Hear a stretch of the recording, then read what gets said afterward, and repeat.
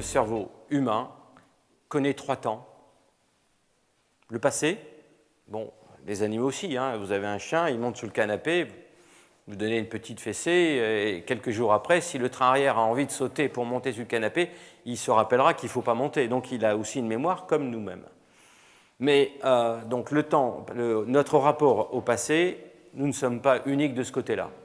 On reparlera très vite après les quelques attitudes qu'il convient d'avoir pour optimiser nos prises de décision vis-à-vis du passé. Je reviendrai rapidement. Deuxième temps, c'est le présent du présent. Vous savez, c'est saint Augustin qui avait défini les 3 présents. Le présent du passé, on a parlé de la mémoire. Le présent du présent. Saint Augustin nous dit c'est la contemplation. Moi, je dirais que c'est les affects. Quand nous vivons le présent, notre corps, comme je l'ai dit, est ému, il s'émoit, et on verra, ne dites pas que les émotions se vivent dans la tête. Hein. Les émotions naissent dans le corps et le cerveau interprète ce qui nous arrive. Donc en gros, je ne devrais pas dire « je suis triste, donc je pleure », c'est parce que je pleure que je deviens triste. Ça va? Donc ça, c'est mon deuxième temps du corps qui parle au cerveau.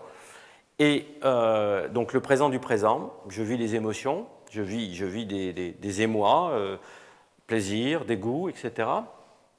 Et le troisième temps, qui est le propre de l'humain, avec nos lobes frontaux, c'est une machine que vous pourriez imaginer comme une soucoupe volante, qui nous entraîne et nous invite à vivre le futur, à voir les conséquences de nos actions présentes dans le futur, et de revenir dans le temps présent et de maintenant de modifier votre comportement, non plus par la quête du plaisir, mais pas à l'aune de ce que vous avez simulé dans le futur. Vous voyez, c'est ça le désir. C'est donc vivre le troisième temps. Saint Augustin, dans le livre 11 des Confessions, parlait de l'espoir, et j'appellerais ça le désir. Donc le désir, la simulation de la récompense à venir. On verra que désir et plaisir, évidemment, sont normalement les 2 objectifs que nous avons dans notre comportement. Il ne peut pas exister de comportement si au moins une de ces dimensions n'est pas présente.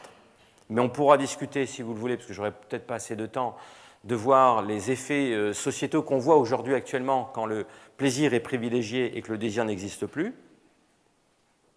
Comportement compulsif, le libre arbitre disparaît. On a l'inverse aussi, on a chez certaines personnes porteurs de désir très fort, et le plaisir n'est pas au rendez-vous. Bon, vous comprenez que ce hiatus-là, quand il n'est pas très fort, on appelle ça de la frustration.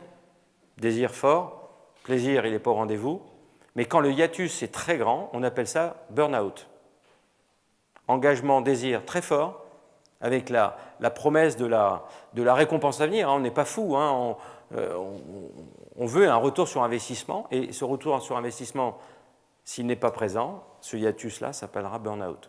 Désir très fort, plaisir faible. Donc, je dirais que dans les outils qu'un manager doit avoir, et peut-être qu'ensemble, on va essayer de dresser le profil idéal du manager neuroamical. Ça vous va? Le manager neuroamical, c'est qu'il y a comme ça des dimensions sur lesquelles, dans son comportement, sachant qu'il y a l'exemplarité, qu'il y a plein de conséquences dans ses actes, il doit savoir mesurer et se poser la question, est-ce que sur le plateau de la balance, désir et plaisir sont au même niveau, sachant donc les problèmes que cela a dès qu'il y a un déséquilibre vers la disparition du libre arbitre, la compulsion et addictus en latin, vous vous rappelez, c'est l'esclave qui doit payer ses dettes à son maître, c'est l'addictus, c'est-à-dire la personne qui ne choisit plus. Et donc ça, c'est la personne qui veut vivre un seul temps, le présent.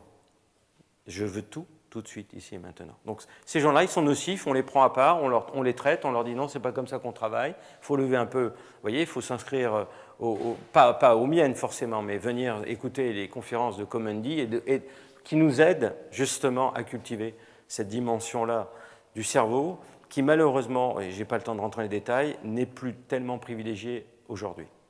On a donné une priorité au plaisir, beaucoup moins au désir, avec toutes les conséquences que cela a au niveau sociétal.